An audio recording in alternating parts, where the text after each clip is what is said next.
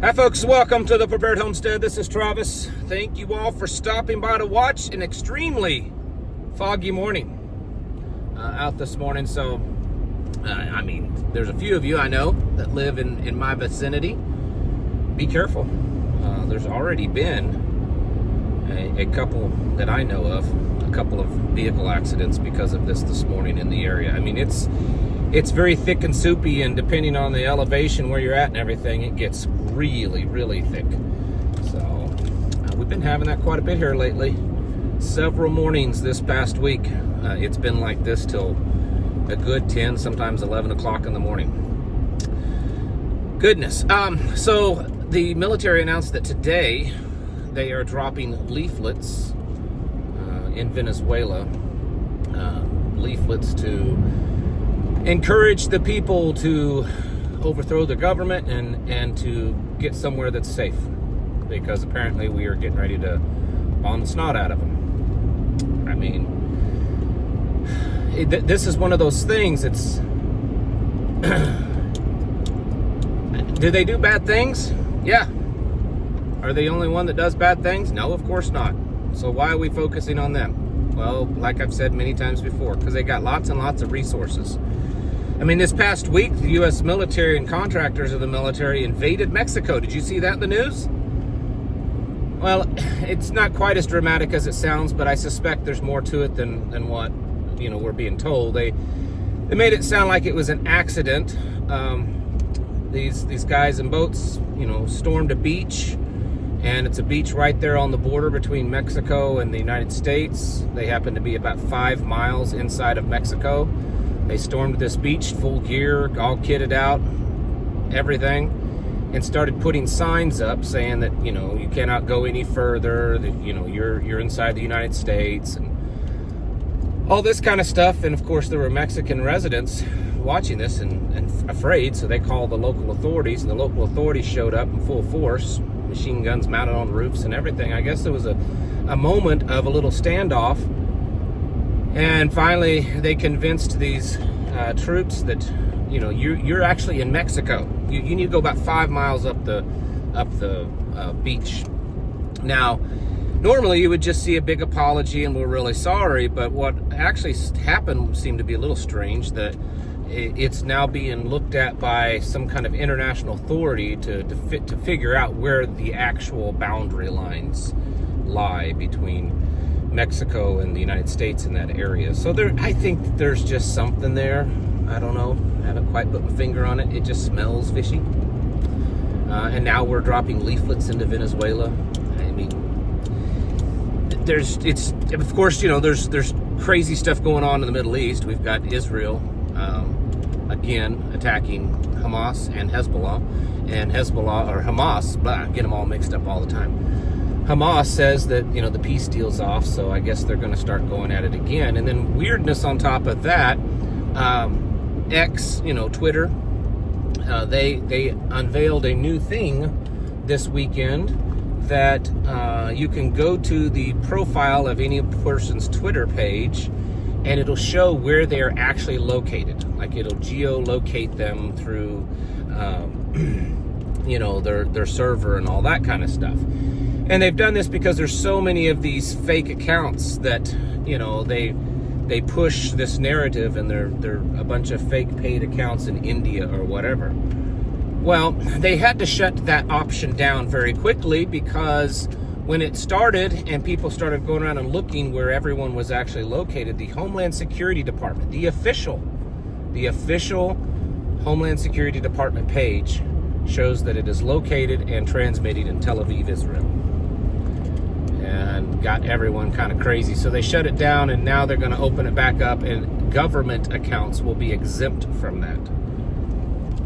So if you have a government account, which I don't, but government accounts are exempt from that and won't show their actual location. Strange, isn't it? We live in such a strange world. It's strange for the thing that there's so many people, the vast majority of people, probably like 99.8% of the population of America. I mean, they may know things are wrong, but they certainly aren't in tune and aware of what's, kind of going on and how bad things are and that it's chaotic. They just live their lives. They get up and go to work and they go to school and they go to, ball games and watch movies and go to church and they just kind of, they think that, the world's pretty much the same, their money isn't going as far and, politics sucks, but doesn't it always? So I guess we just keep going on with it. It's amazing how they, the ones that rule the world, can really orchestrate this. It's quite amazing, this fake existence, so that people believe that things are normal when they're really not. It's pretty amazing. Anyways, moving on, because I can't just keep talking in circles about that. People get tired of that. Even though I would really like to go into a deep dive on that subject of how we are really all just zombies in this world, because slaves, and that we are enslaved on the government farm. That slavery didn't end in 1865. It was just expanded and all that kind of stuff. But anyways, so the Republican Party, well, I guess you could say the president, the MAGA, is showing some signs of stress. Normally, I wouldn't talk about this kind of stuff because it's too political and I don't care, but I think it is significant. So you all know that the president has been, slinging mud at Thomas Massey, the congressman from Kentucky, and then here recently, Marjorie Taylor Greene from Georgia. What's interesting is the only things that these people have really done is that they have been pushing for the release of the Epstein files, which is exactly what President Trump promised. It was one of his campaign promises. So it's like they're just helping fulfill his campaign promise, right? But he's taken it personal, and he's done a lot of name calling, and Greene has now announced that she's resigning from Congress, of course 2 days after she gets sworn back in for a new election, which means that she gets a retirement plan for life. But it's showing fracturing. Even, I guess, Alex Jones was saying that he's almost to the point that he's not supporting Donald Trump anymore. I'm sure that's not 100% true on his part, but it's interesting that, people that still support him blindly, because you can support him but be very critical. I mean, he's had terrorists and supporters of terrorists and communism in the White House Oval Office in the last week and a half, praising them, talking about how great these guys are. And yet, some of the staunchest voting conservatives in the White House, and I'm not supporters necessarily of them, but it's just a fact, their voting record is one of the most conservative, both of them. He has just called them awful, awful things and, tried to run them out of office. I don't know. Again, it's a big clown world that we live in. And, I think that's one of the most important things that I've tried to push. It's not actually preparedness. Everyone's like, oh, it's the prepared homestead. That means we're supposed to have buckets of beans and rice and bullets. And yeah, that's great. But that's really not the kind of preparedness that I think everyone is missing out on.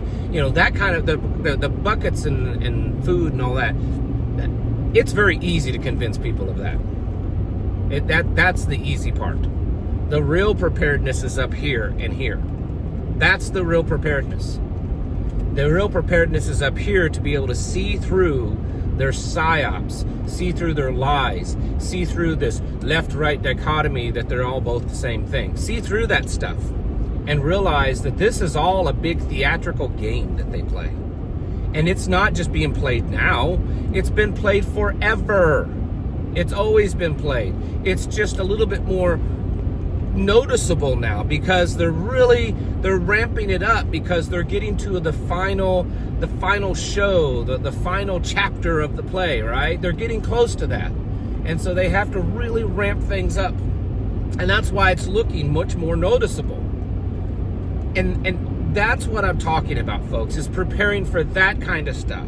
Recognizing recognizing what they're doing, recognizing the lies and the switch and bait and the twist and turn and the manipulation and the gaslighting, and the fact that it's all being done so that they can take power from you, that they can take money, wealth from you, that they can take land from you, and that they can control you, absolutely control you. They have to have more complete control over the little ants on their ant farm. Because the little ants on their ant farm now have technology and things that can kind of open their mind. They're not quite as blind as they once were. And so they have to exert even more authority, more power, more technology over them. The Secretary of Department of Homeland Security, Kristi Noem, she announced that they're getting ready to unveil a new billion-dollar or multi-billion-dollar security plan for airport screening. And it's going to be way better than the last one. There's going to be all kinds of new advanced technologies that's going to ensure that the people getting on planes are not criminals, that they're not illegals, and all this kind of stuff. And you wait and see. They haven't said what it is yet. You wait and see. We'll have all kinds of very intrusive technology that people will just accept because, well, we got to fly safe. I mean, we've been walking around barefoot and practically, getting groped and strip searched at airports for the last few years because, someone took planes down with razor blades. So certainly it would be better to just have our biometrics scanned and DNA and everything else all being put in a big database. That's way better. And people will go for it because they'll sell it to them that way. People need to wake up. That's the kind of preparedness I'm talking about. That's the kind of preparedness that I'm talking about, is to wake up and realize that, we don't live in the land of the free anymore, okay? We haven't for a long time. We're not in this great democracy of freedom, folks.